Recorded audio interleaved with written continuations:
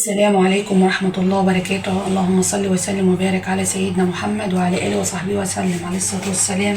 ازيكم حبايبي، عاملين ايه؟ يا رب تكونوا بخير. قبل ما نبدأ الفيديو بتاعنا ما تنسوش تشتركوا في القناة، وعايزين نتفاعل شوية على القناة ونشترك فيها كده عشان ايه نكبر ونبقى قناة كبيرة ان شاء الله. النهاردة هعمل معاكم الحمام اللي وريته لكم في الحاجات اللي جبتها من البلد. النهارده هعمل لكم طريقته، هو طريقته سهلة وكل حاجة. جبنا صينية عادية كده فاضية،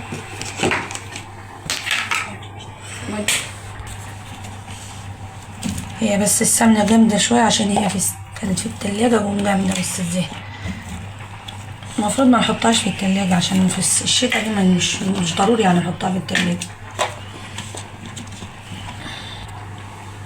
زي ما انتوا شايفين كده حطينا معلقتين سمنة، هنولع عليهم النار. زي ما انتوا شايفين كده حطينا السمنة على النار، حوالي معلقتين سمنة نسيحها كده، نستنى لما تسيح كويس عشان ايه نقلع على طول. زي ما انتوا شايفين كده السمنة ساحت خلاص على النار اهي. ننزل عليه بالحمام، ننزل بالكمية اللي احنا ايه حابينها، بس انا هعمل كمية كبيرة عشان كلنا نفطر بيها.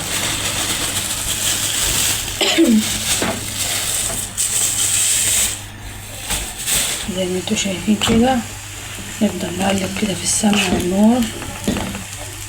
يستحسن نحط السكر في الاول. هو الحم بيتعمل بسمنة وسكر.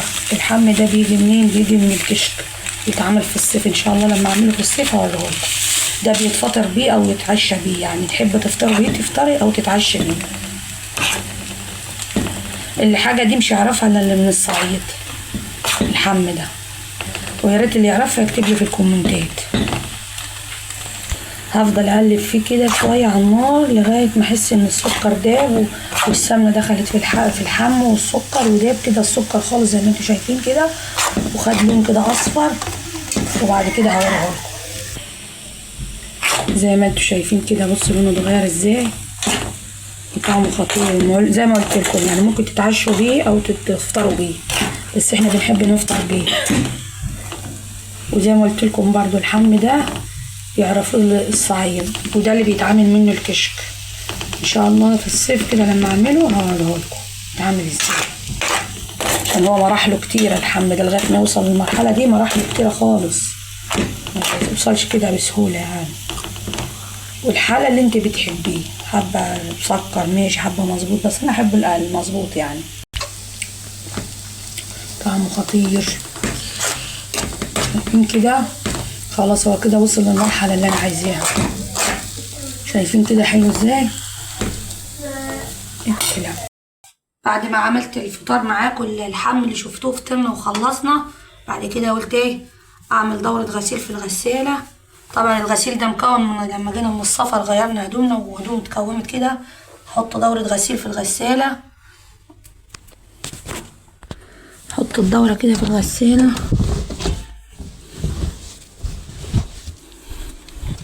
طبعا الهدوم ايه كتيرة لما جينا من السفر كده وغيرنا، وانتوا عارفين هدوم الشتا بتبقى كتيرة. حط الدورة كده بس ما نكترش في الغسالة عشان ايه تنضف الهدوم كده مظبوط. نظبط عادي ايه مستوى المية، خلينا على 70، وبعد كده نشغلها عادي على دورة الغسيل. بحب اعملها على منور الدار عشان تخلي الهدوم نظيفة. ايه رايكم في مفرش رمضان ده؟ جبته حطيته على الغسالة، شايفين شكله، بس هو طبعا باقي من جوه هنا مش واضح، بس هو شايفين كده مفرش زينة رمضان. زي ما انتوا شايفين يا حبايبي الحمام ده اللي كنت وريتهولكم، اللي ماما مديها لي من البلد، ربنا يخليها ليا يا رب. الحمام ده قلت ايه اعمله النهارده على طول في الغدا. حبوا يعملوا حمام، نضفته نقعته بليمون وملح قد ساعه كده. وهنا الحواجب القنصه والكبده والراس، بيحبوا ياكلوا الراس يعني. وهنا هحشيه فريك. طبعا الفريك ده برضو بجيبه من البلد، بس هو بيبقى زي القمحه كده، وانا بدشها وبعد كده بهويها اطلع منها الرده، وبعد كده بغسله بميه سخنه يعني، وبعد كده اصفيه بالمصفى، وبعد كده احط له سمنه وملح وفلفل اسود بس، واحشي بيه الحمام. احنا متعودين على كده، حشو الحمام عندنا بالفريك. الفريك ده بنجيبه من البلد ان شاء الله، موسم الفريك هوريه لكم. طبعا انا غسلته كويس وشطفته، بس انا ما جبتش معاكم عشان ايه الوقت. بس هنا غسلتها وايه هحشيها كده بالمعلقه من جوه كده، بس بلاش نملاها على، بنجيب معلقه صغيره احسن، بلاش الكبيره دي. نحط ايه الصغيره كده، ندخل كده جوه. طبعا ما نملهاش للاخر عشان لسه الفريك ده يستوي، هو مش مستوي خالص. في ناس بتحشيه بالرز، بس احنا ما بنفضلش طعم الرز ده خالص. جربت اضرب بالرز ما حدش حبه، واحنا متعودين على الفريك ده. نحشيها كده على قد ايه يبقى فيها هوا شويه عشان لسه الفريك هتستوي. زي ما انتوا شايفين كده مليتها، هحشيها كده حشيتها. في ناس تحب تحشيها تحت الجلد، ايه انا هحشيها برضو تحشيها تحت الجلد كده، هتكتفيها كده. ممكن كمان عشان الفريك ما يطلعش منها تحطي لها ايه الكبده بتاعتها كده، تبقى كلها حمامية بالكبده بالقنصه بتاعتها كده. وفي ناس بتقطع الكبد والقوانص دي وتعملها حشوة رز، بس انا ما بنفضلهاش، هي بنفضل الطريقة دي، متعودين عليها على طول يعني، هي دي الاكلة اللي متعودين عليها. ونحشيها دي الرقبة زي ما انتوا شايفين، بس الرقبة بتغلب شوية، بس ايه بالراحة عليها كده عشان ما تتقطعش مننا. نملاها واحدة واحدة، ندخل المعلقة كده شوية شوية كده وندخل لتحت، او ممكن نفتحها من تحت كده فين كده. بدخل المعلقة لجوه كده كده لغاية ايه كده، شايفين اهو مليتها كده كويس. هي لسه طبعا هتزيد اهو، بص كل ده ملي فريك ده، بس هي لما تستوي هتزيد، دي هيزيد، ولسه كمان هحط كمان شوية. احط كده.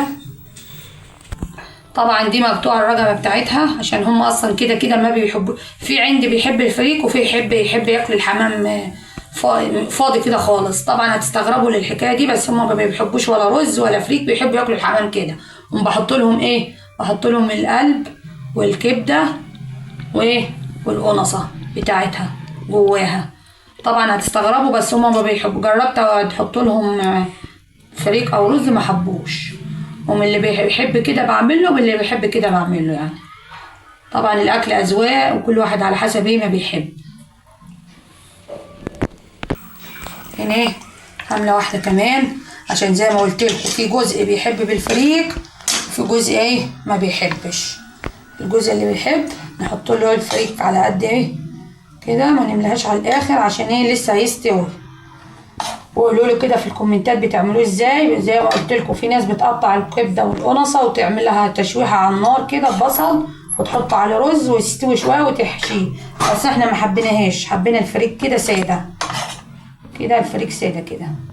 وطبعا الفريك ده بيستوي بيبقى طعمه لذيذ، بس الفريك ده انا جايباه من البلد ضمناه يعني ان هو فريك.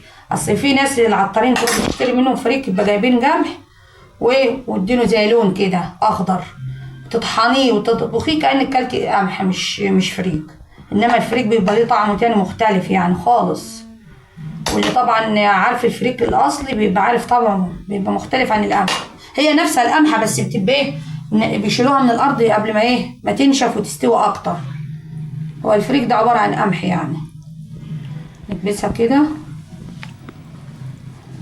زي ما انتوا شايفين كده، وبرضو هحط له ايه القلب بتاعها كده وايه والقنصه من الناحيه التانيه كده، عشان ايه حتى كمان يحمل الفريك ان هو ما يطلعش منه كده. وبرضه هتستوي يعني ما تخافيش ان هي مش هتستوي، لا هتستوي. وهحشي الرقبه بتاعتها فريك كده، هدخل ايه شايفين ولا مش شايفيني؟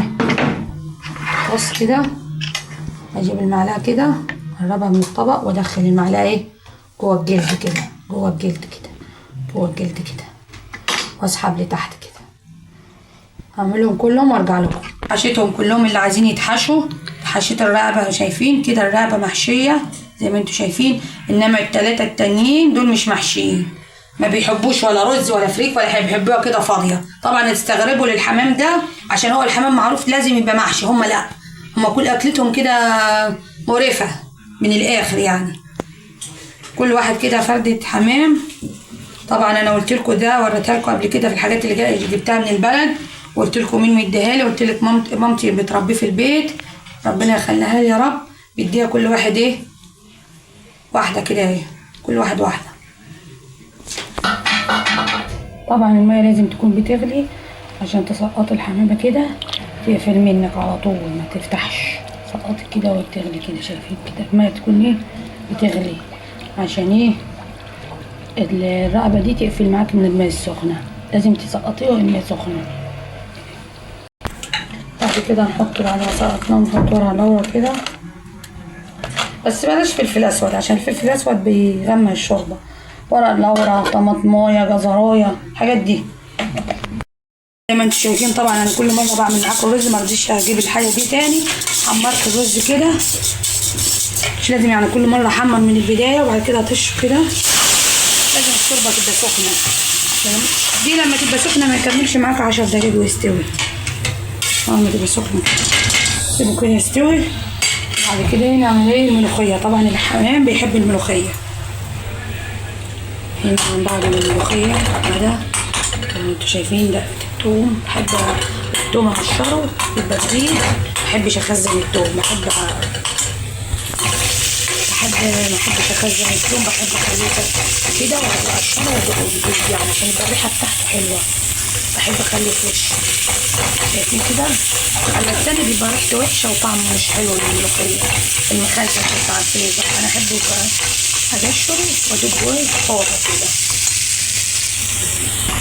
لما توصل للون ده نحط لها ايه، نص معلقه كزبره كده عشان تديها ريحه حلوه، ونقلب على طول كده عشان ايه ما تتحرقش معانا. شايفين كده لونها كده ايه مظبوط.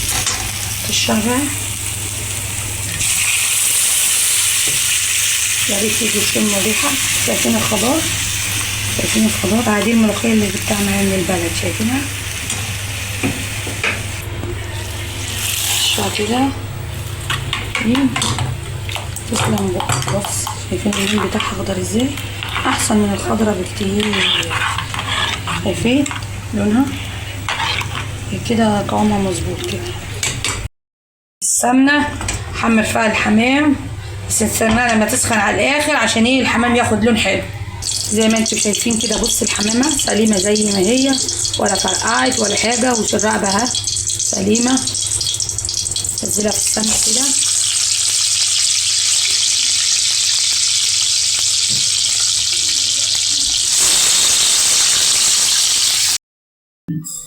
اللي يقف قدام كلامك لازم عقل الحق.